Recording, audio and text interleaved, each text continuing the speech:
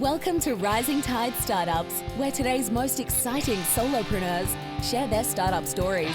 They also deliver tangible strategies that they would implement personally if starting their business over today. Each episode is a startup masterclass. Make sure you take notes. Take it away, Kevin. This is Kevin Pruitt with another episode of Rising Tide Startups. My guest is Rachel Ellner. Rachel, thanks for joining us on Rising Tide. Thanks, Kevin. It's great to be here. Please share a little bit with our audience of who Rachel Ellner is. I'll give you the short version as much as I can. Hey, it's your time.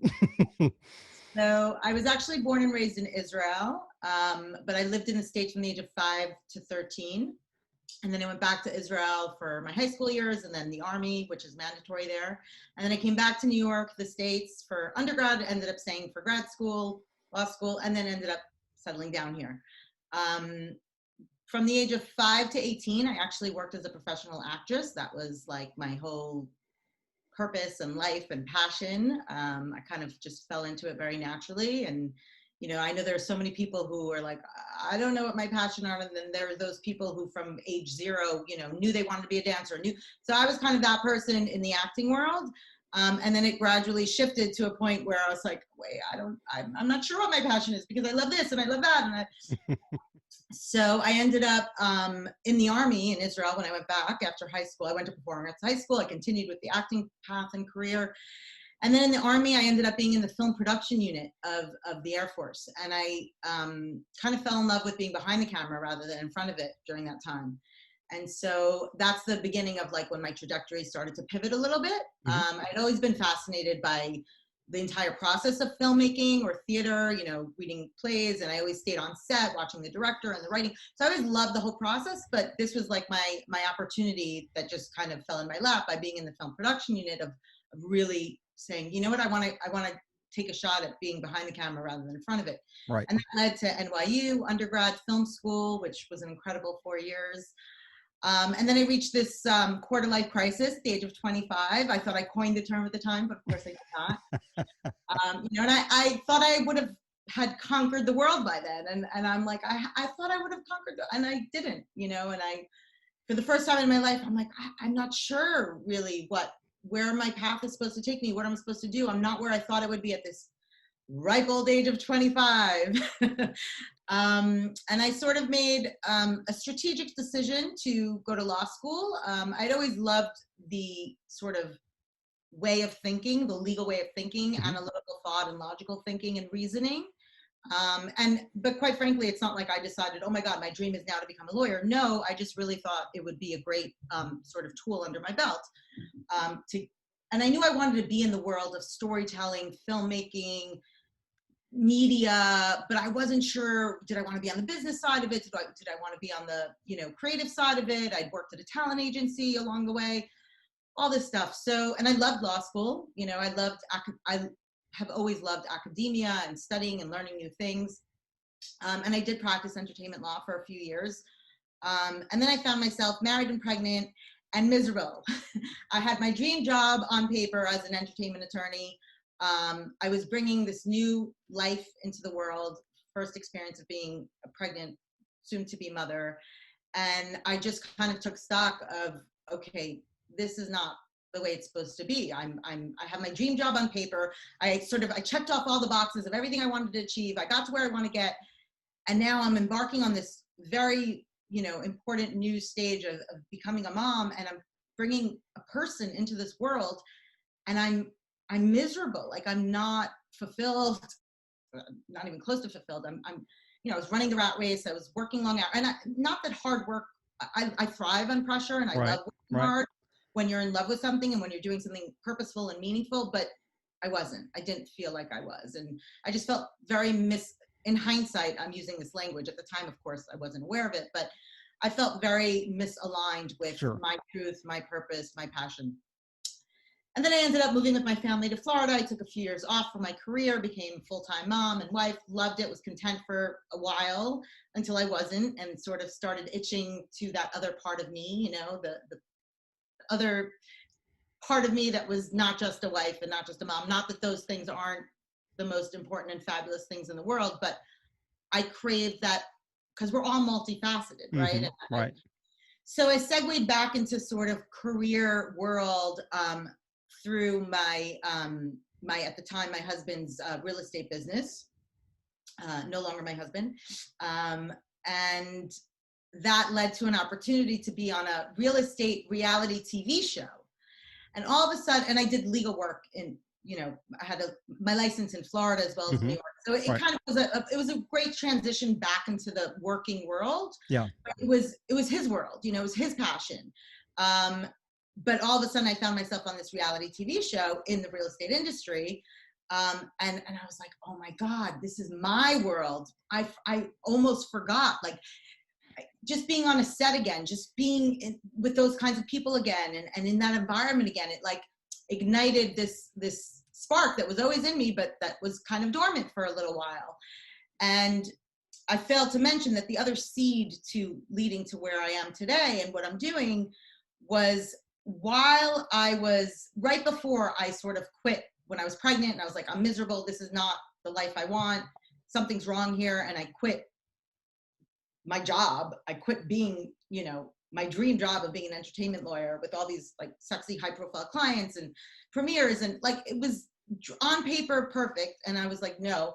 So right before that happened, I had an intern that I hired at the firm that I was working at, who I had become sort of a mentor to while he was interning at the firm, because he really wanted to become a producer of films and a writer. And so he would bring me his screenplays, and I would and this was like fun for me. This was, I loved it.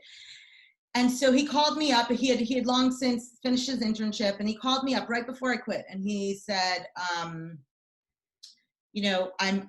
finally producing my first short film, and I want you to direct it. And I said, well, I don't know if you know, but I had already decided, but I hadn't officially quit yet. I said, I don't know if you know, but I'm leaving, the firm. And based on the dates you just gave me, I'll be literally 8.5 months pregnant by the time we shoot, but okay.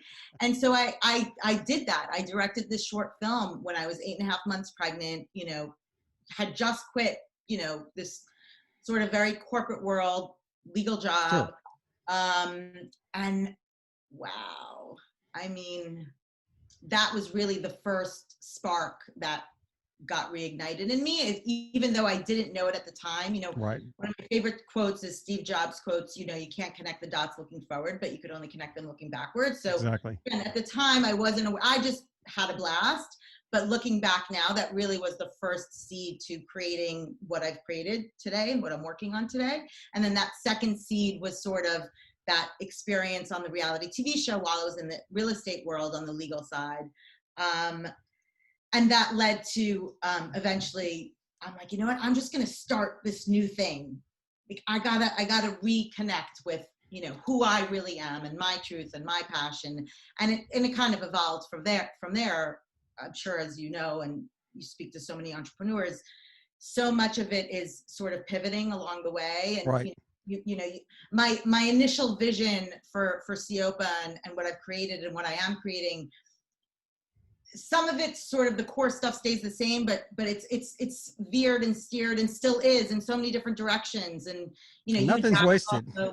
I mean, nothing's wasted. I mean, like you said, when you look back, it's like all the pieces kind of fit together to create the grand master plan. But before we get into Siopa, I want to ask you a question, because I'm really curious about the decisions, the kind of the meandering decision that you said, okay, so I was in film school, or I got my undergraduate at NYU. Then I also was in the Israeli Defense Force with doing, film production. And then all of a sudden you just kind of skipped over and said, and then I went to law school. I mean, that's a pretty dramatic shift. And it's like you were kind of in the creative space, and then all of a sudden you said, no, I'm going to go to law school. Was this driven by the fact that you're just internally driven and you just want, it was another challenge, or was there a plan to go to law school? I was going to do this with it. Never. So the answer to your question, and by the way, the answer I believe to every question is it's always both. No, really. You're going to go into politics next. No. Let me answer that by saying this. So, you know, I mentioned before, we are all multifaceted, and Yep. you mentioned just a minute ago that nothing went to waste, sort of it all came together and connecting the dots. And that's true in answering this question as well, because, you know, I always had this dichotomy and I believe there's this dichotomy to everything and every one of us, and what applies to the macro always applies to the micro as well.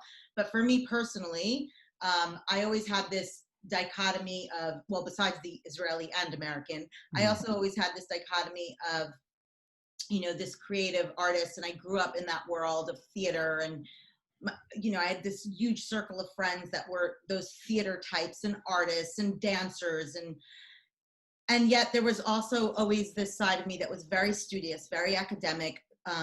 I also, when I lived in the States from the age of 5 to 13, I went to a Jewish Hebrew day school, and one of the things we study there is it's called Gemara, or in the American accent, Gemara, which is, you know, that's when I first fell in love with sort of logical thinking and analyzing. And at the time, I mean, I was very young, but I loved it so much, and I had a innate skill set for it, I suppose, that people recognized. And people used to tell me, oh, you should become a lawyer. You think like a lawyer, you know, and I never dreamed of being a lawyer. It was never in the plan, to answer your question. But when I got to this stage of my quarter life crisis, as I told you, I graduated from film school. I'd worked in the industry, on the production side, on the agency side, so sort of like the business side.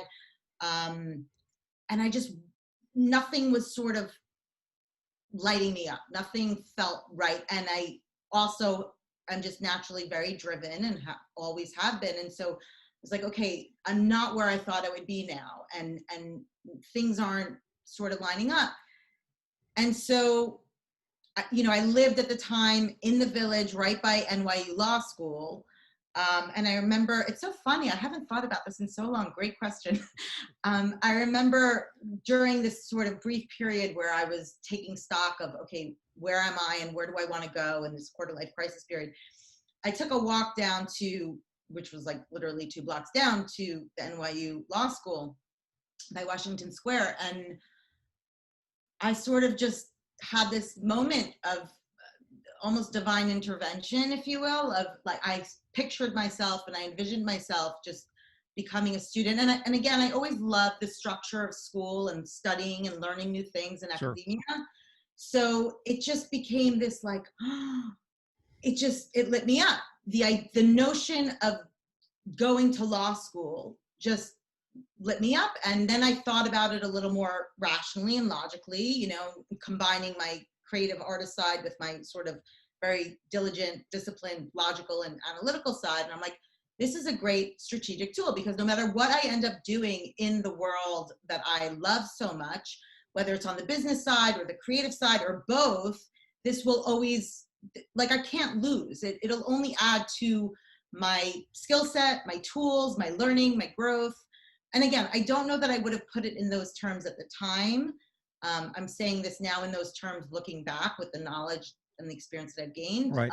But that was really the gist of it. If you are a rare find. I mean, you're a unicorn. You are a disciplined creative. You know, there are very few disciplined creatives that really, I mean, because normally in the startup world, you have either the creative or you have the discipline, and the creative is generally number one, and the disciplined person is the number two that says, give me your vision and I can put it into practice, because you can't do it alone. You know, the creative just generally doesn't have that skill set, and you have, whether you were born with it or you've developed it, you have a very well-rounded, comprehensive skill set. Well, I don't know. I thank you, first of all.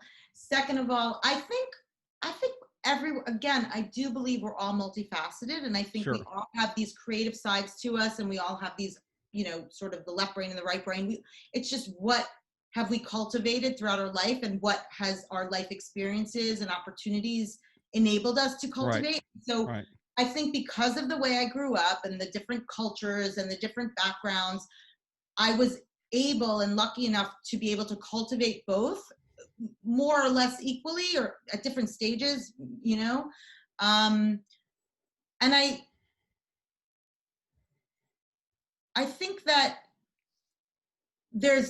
you know, everything is a double-edged sword. So in addition to what I just said, I also think that while it is a blessing in a lot of ways, and I recognize that, and I appreciate you saying that, sometimes I feel like I'm schizophrenic also. Do you know what I mean? Because of course you do. some days the artist in me and the creative and the one that doesn't like structure and the non-linear thinking, you know, I dominates to the detriment of like what I need to get done, and vice versa. So if there's one word that you'll hear me say a gazillion times over and over again, it's balance. And again, here too, it's just finding the right balance between all the different sides of us and the dichotomy of us and everything around us, and the double-edged sword part of everything. Actually, you know? I think it's more than that. I think a word I would use, and just kind of seeing and just a very short, you know, introduction to your path here, I would almost look at it as integration. I can't believe you just said that word, because that is my favorite word in the whole entire world. That is what I love most of all, above all else. Literally, it is the integration of different ideas, of different concepts. It is the integration of the different parts and facets of ourselves. Right. That is my favorite word in the entire world. And that's what lights me up. And that's the common denominator between like the law and the real estate and Absolutely. the film and it's integrating all that. You know, I always say wisdom and knowledge is fungible, because what you learn in one area of your life, whatever your experience or whatever you're doing, it can always be applied to this area. And then when you combine those two things, you create something new, and you create something out of nothing. And that's what lights me up more than anything else. And that is the common thread and denominator between all the different, like, wait, that seems so, you're an actress and then a lawyer and then a film. That's the common thread. That's why, though, that you're a unicorn, because you're a unicorn really does understand how to call on the necessity of if you're talking about balance, it's like you have to give away to gain on either side. It's almost like a seesaw or a balance scales.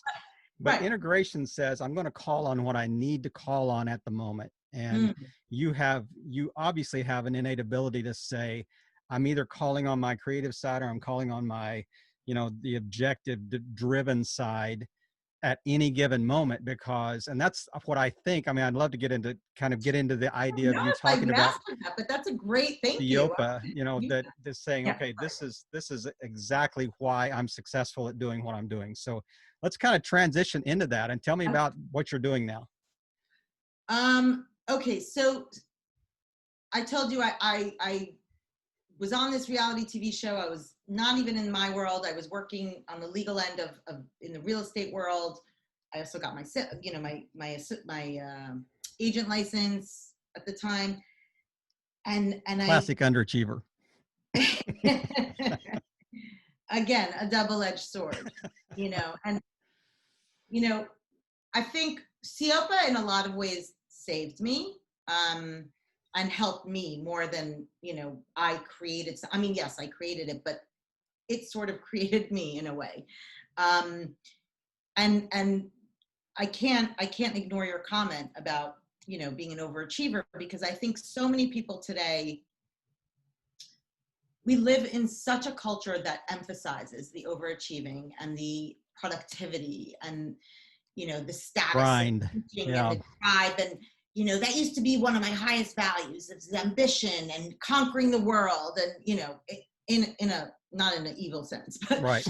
You know, and I think that's part of the reason why so many people are so unhappy, burned out, so burnt out and stressed and anxious and mental disorders and depression and anxiety, because absolutely. With all our focus on, and again, lack of balance of integrating different aspects of ourselves and of life, we've become so overly focused on the achieving, right, that we've forgotten about the fulfillment and the meaning and the purpose and the truth of ourselves and our souls. And that never ends well, you know, and there's so many stories that can illustrate this of pick whatever genre you like, you know, whether it's the successful entrepreneurs and business people, or the celebrities, the actors, the singers who reach the pinnacle of success and achievement in their field. And, you know, we're literally miserable to the point of like suicide or mental health or just burnout. And, you know, there's this expression that has been, you know, sitting in the back of my mind a lot lately, which is so many people climb that ladder and they finally reach the top of the ladder only to find that the ladder has been leaning against the wrong wall the whole time, you know? And so I got to a point in my life where I was not aware of any of this yet, right? I just come back into the career, sort of tapping in back into the career me, right, and that part of me in the real estate world. And then I was on this reality TV show, and it lit a spark because I was on a set again, and I was, you know, with camera people again and directors, and it's like, oh my God, these are my people, and I forgot this is my world and my tribe. Yeah, totally, you know. And it was a reality TV show, and I was a real estate agent on the reality TV show, so it wasn't like a creative in the sense of the work that I had done in that, but it was still my world. It was still, you know, it just lit something up in me. And I mean, it's almost like when you're asking me and I'm looking back and I'm thinking about it, it's almost as if it happened in an instant, which I know it didn't because it was somewhat gradual, but in a very short period of time after that experience, I decided to create CIOPA, which again, at the time, how it started is a little bit different than what it is today, but at the core, it's still the same. And I really, at the core, the part at the core that stayed the same and is still the same is I realized, because I had this huge epiphany, I said, I want to inspire people to connect with their passions, to really do what they love and go out there and realize all their dreams and live, you know, not live other people's passions. Right. You know? Exactly. So yeah, does that answer your question? Absolutely. And I think, I mean, as we get into this and you kind of unpack it a little bit more, I mean, I don't want to get ahead of you, but I mean, it just seems like what you just we're talking about the burnout and the stress and the, you know, overwork and just fatigue, mental and emotional fatigue. If you don't find that integration in your life, I mean, it's a life integration. If you don't find that, then I mean, the result, the achievements will not offset the stress. You know, there's no financial achievement that you can't make enough money, you can't own enough houses, you can't take enough vacations to offset that. So, never. You know, walk us in kind of through your business plan and finish what you're going to say, but this is your show. Yeah. But and then kind of walk us through the kind of the business behind CIOPA. The vision. Okay. Yeah.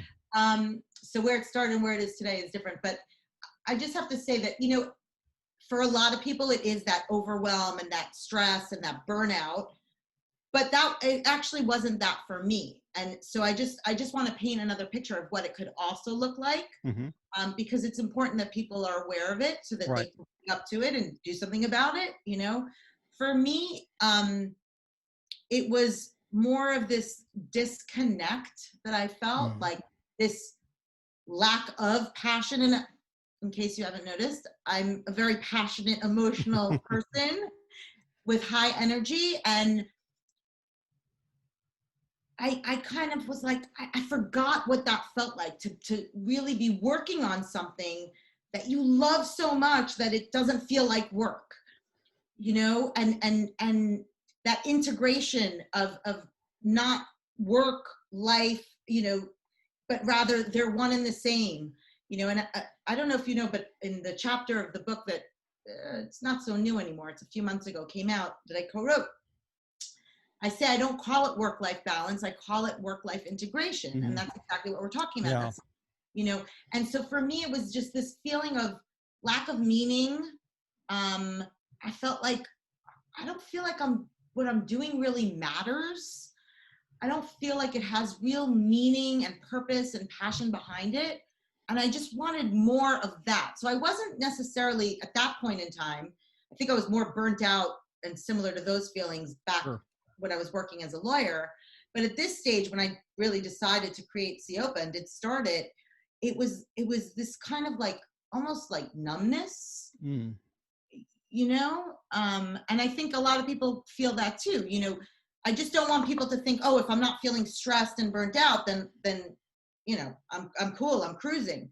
But there's a lot of people who don't feel the stress and burnout necessarily, but they feel it in a different way of this like kind of just going through the motions and yeah, I have a good job and I like what I do. And, you know, like life shouldn't be. Yeah, that's a great clarification. I'm really glad that you kind of added that on, because you're exactly right. I mean, it's too limited to talk about people that are just, you know, burned out at the end of their rope, you know, so to Yeah. speak. So There's that. There's certainly that sure. aspect of it, and there's those people, and sometimes it's both. Like that sucks. Yeah, that's right. It's different seasons of life. You could go through the same path in two different ways for sure. Yeah. So talk about the business side of things and maybe who your ideal client would be. So when I first started, again, it was more about really, it wasn't so much in the field of like wellness and well-being and personal development and personal growth, and more of like the spiritual element to it, which it is today. Mm-hmm. And again, that's one of the things that I think CEOPA like saved me and helped me in that way, because CEOPA took me there. Like personal development principles and spirituality. I was always very connected to like spirituality concepts. And I always loved philosophy and psychology. But I never immersed myself in the world of personal development or personal growth by any means. In fact, being the, you know, conditioned overachiever, ambitious, like I'm going to do everything right and status and title and role and I'm a lawyer and blah, blah, blah. And perfectionist, you know, I was almost a snob actually about, you know, that whole world, which it used to be called self-help. Today, it's just, it's much broader because Right. it's so much broader than just where it started from, self-help. But I used to kind of be like, oh, that's for broken people. That's for lost people. That's for people who don't know what they want out of life. That's for people who don't know who they are. That's not for me. I don't need that stuff. God, was I wrong, you know? But so, sorry, I'm going off on a tangent. So my journey with CEOPA, when I first created it, I didn't envision at that point in time, for the first 2 or 3 years, it wasn't at all about personal growth, self-actualization, which is such a big part of what it's about today, right? It was really just about do what you love and connect with your passions, and, you know, which again is a big part of how you can achieve that fulfillment and meaning and purpose that all that is tied to personal development and self-actualization principles. But it's starting on a surface level, which is fine. You know, I feel like you have to go through the process of whatever you're going through. And you have to start at a certain surface level. And when I say surface level, that's not bad. You know, it's as you grow and as you learn and as you discover, you go deeper and deeper and deeper. You can't start at the deep end. Right. It just doesn't work that way, you know? Right. I have the main place that people can reach me is on the website, which is ceopa.com. What I do today is I curate and I create content. So articles, videos, resources, other thought leaders in the space. And it still is at its core about inspiring and empowering people to go after their dreams. But it's very much rooted in these self-actualization principles and concepts, personal development, personal growth, and that sort of spiritual well-being. And it's kind of integrating, I guess, the achievement in the real world, because we live in the real world and we are real people with real identities and things that drive us and don't, and limitations, you know, and there's psychology within it and philosophy within it.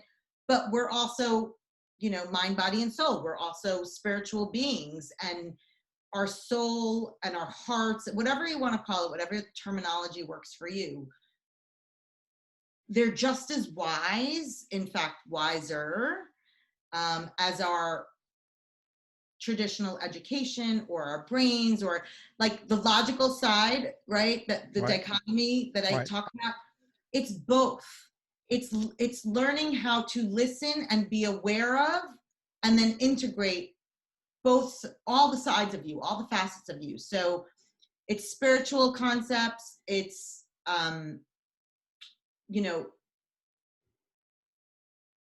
connecting with your truth and learning to listen and trust your intuition and your heart and your gut, but it's also, and then integrating it and how do you apply that in the real world, practically speaking, and taking action. And it's like we live in a world that compartmentalizes and segregates everything, right? It's either good or bad. It's in this box or that box. It's like, no, it's always both, so there's nothing wrong with being productive. There's nothing wrong with wanting to achieve tangible goals, with wanting to achieve a certain status. There's nothing wrong with that. It's if you focus too much on that and exclude the other side of you, then that's when it becomes a problem and you have that burnout or that lack of fulfillment. So it's integrating both. So I curate content and resources, and I create content and resources, whether it's videos or articles, and obviously I'm on social media platform. I have not yet monetized. So, and I could do a whole hour on the reasons why, including my own personal, limiting beliefs. And, I'm on a journey too. I'm not there yet. I don't think we ever reach there. And that's the beautiful part of it. It's like this never ending improvement and just getting better and reaching our higher selves and awakening. And there's also a very strategic, logical reason why I haven't yet monetized, and I'm at a point now, and this ties into, I know you want to go there at some point, where we are in the world today, with COVID and the pandemic and everything going on in the world. We're in this transitional phase as a global community. Exactly. In different ways. And I'm also, again, it's usually whatever happens in the macro happens in the micro. And I too, with CIOPA, with my journey with CIOPA, also in my personal life, but certainly with my journey with CIOPA, I'm in this transitional phase now where I've kind of taken a step back during this period of this transitional period, which I think is so important for all of us, on a personal level too. Right. Again, that mindset of like, achiever and doing and going and being productive and achieving, we forget, those of us who are conditioned that way, we forget to slow down sometimes. And it seems counterintuitive to someone who's like, you don't waste time and productive and go achieve and another degree and another this and another status.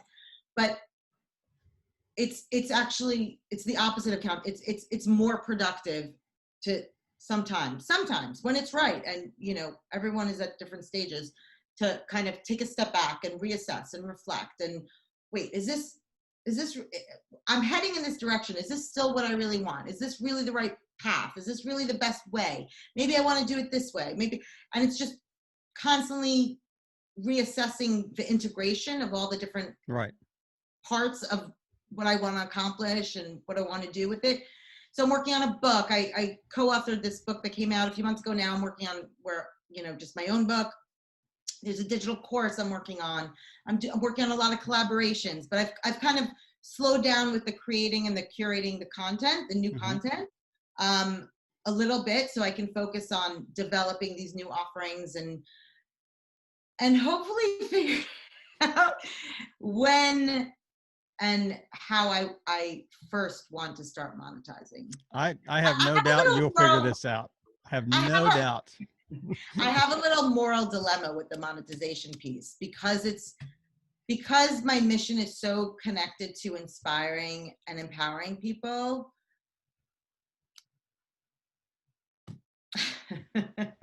I'm censoring myself as I'm speaking. I know it's BS and I know but I do have this moral dilemma with, I don't want to sell stuff. I want to give stuff.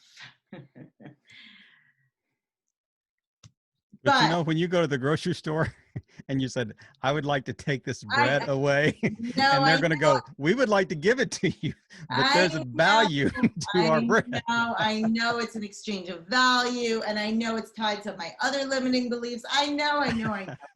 I'm getting there. I promise. I'm telling you, I'm sure you believe me when I say I have a full-blown business plan with 3 revenue streams. It's a trifecta. Like I know how it. I'm like, I don't want to do that yet. I don't want to do it this way.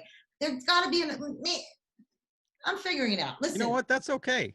That's absolutely okay. I am so glad that you are at this stage on our podcast, because how many of our listeners are going to be sitting there having the same thoughts that you are? And now I'm going to point them to the website and they're going to go, she's speaking my language. Maybe. We'll see. We shall see. Hey, we'll circle back in 6 months, 12 months. And I'm going to say, okay, how did you resolve this moral dilemma that you were facing, third quarter or fourth quarter, 2020, back into COVID? Yeah, I'm getting there. And I think that's an important lesson, actually, for the high achievers and the entrepreneurs and really anyone on this life journey is, we're all always just figuring it out. Like no one has it all figured out. I know we like to present this like, persona of like, oh, I've figured it all out. No one has, and so, yeah, I'm figuring it out, and that's a beautiful thing. Well, I am so glad. I am curious about how, when exactly did you start it? So when did you start the site? Yeah.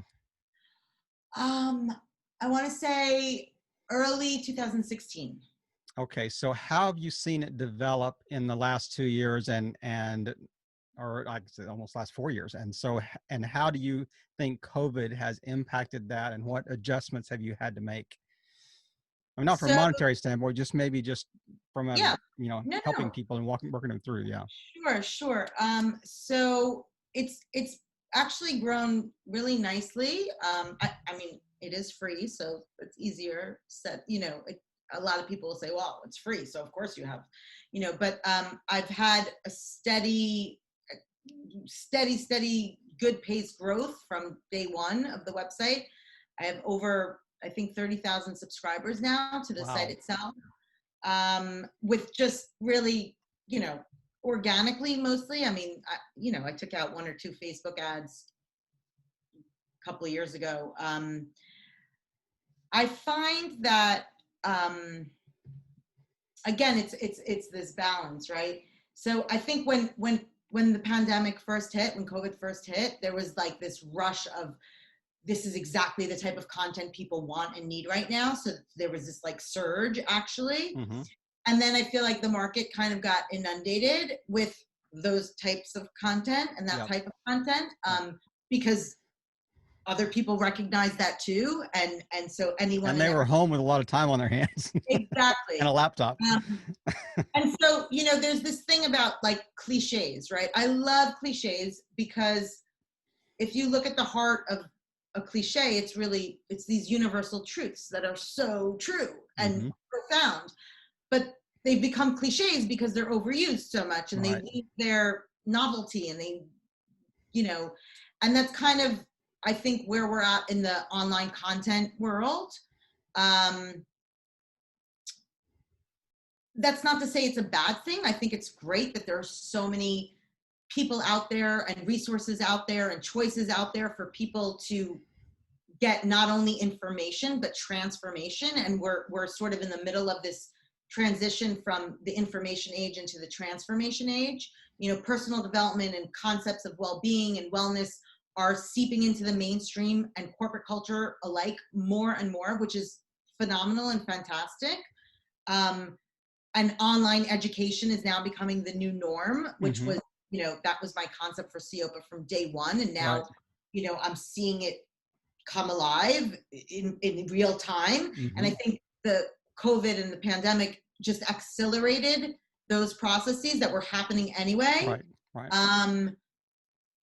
So what happens when, I guess, something gets accelerated is there's a little bit of, I feel right now, like an overflux, and there's like almost like, whoa, it's also like this, again, a balance thing of, input and output. Like, I think there's so much consumption we can do, and consumption, not necessarily in a bad way, not meaningless consumption, but consuming. There's so much brilliant information and people and resources and stuff to be inspired by, right? And to take in, and at the hands of like our phone and our computer, and that's amazing. But we can get too focused on the consumption and the intake that we forget to create and do our own output and process and make it into our own ideas. Right. So I think it's like this pivotal point within this larger transitional phase right now that we're going through, specifically in the world, and then specifically on the online sort of digital industry, and also within the online personal development industry, where there's so much output by the creators and the coaches and the people who are in the space, and people are home, so there's so much consumption, and so there needs to be more of an equilibrium of those two. So like I said, for my part of how I'm sort of responding to that and partaking in that with CIOPA, I've kind of slowed down some of my outputs right. to my audience, and I'm working on my output and input for myself to then come up, developing new stuff that I can offer them. Yeah. But I do think that people are more receptive to, and they just have more time, quite frankly, to read your emails, to click on the article, to click on the video and watch it. And that's amazing because, in the day-to-day hustle, bustle, busy lives of most people, they don't take the time to take a moment and like, let me reconnect with this idea. Let me reflect on this. And what do I really want? And, so. I think they're more aware as well. I think they're more aware of their own need. 100%. Because I've seen that in like the last, 2 or 3 years, maybe last 5 years, really it kind of came to the forefront. So I'm really anxious to circle back with you in about maybe 12 months and just to see the decisions you made. But as I could sit here and ask you questions all day, but as we wrap up today, just kind of give us the one line heart behind, CIOPA. If you were describing this in an elevator in 2 sentences, what would you say if people were saying, tell us the ethos or the DNA, that you've tried to instill in this from the beginning? Yeah. It's to remind people, first of all, to come back home to themselves and really live their truth and really figure out what they want, because only you, each person, can answer that for yourself. I'll just quickly say there's this book by Bonnie Ware. She did a blog. She was taking care of people who were dying for years, and then she wrote a blog, and then it became a book about the 5 top regrets of the dying. And the number one, and I refer to this in the chapter in the book I wrote, the number one top regret of people was that they wish they had lived the life that they wanted to live, their dreams, their truth, and I think that's the most tragic thing that can happen in this life, in this physical world, right? Because we are in this physical world. Yes, we're spiritual beings, but we are in this physical world for a reason. And I think if you get to the end of your life and you realized that that's what you got wrong, that you didn't actually live your life, your dreams, your truth, that's just tragic, man. That's just tragic, And so I always say to people, it starts with just do more of what you love and be more of who you love. So that's kind of the integration of, being more of who you love is connecting with your truth and all that, and the personal development principles and your own personal growth, being a spiritual being in this physical world and being a physical being with your own identity and real world stuff. Yeah. But also just going out and literally doing stuff that lights you up, that you connect with. whether it's as your profession or as your hobbies or both, in any way. And that could mean whatever you want it to mean. It could mean having coffee with a friend and talking about the meaning of life. It could mean going and taking a dance class. But again, whatever connects you with yourself and makes you feel good. Like, we're not here to suffer. We're here to feel good. You know, we will suffer. Like, that is inevitable. That is a part of it. So why not do more stuff that actually feels good and feels right and lights you up? That's really what it's about. So the ethos of CIOPA is inspiring, empowering, and promoting people to do just that. And in the process, hopefully, you know, not hopefully, I think if you do that, you will end up living your life with purpose, passion, meaning, and fulfillment.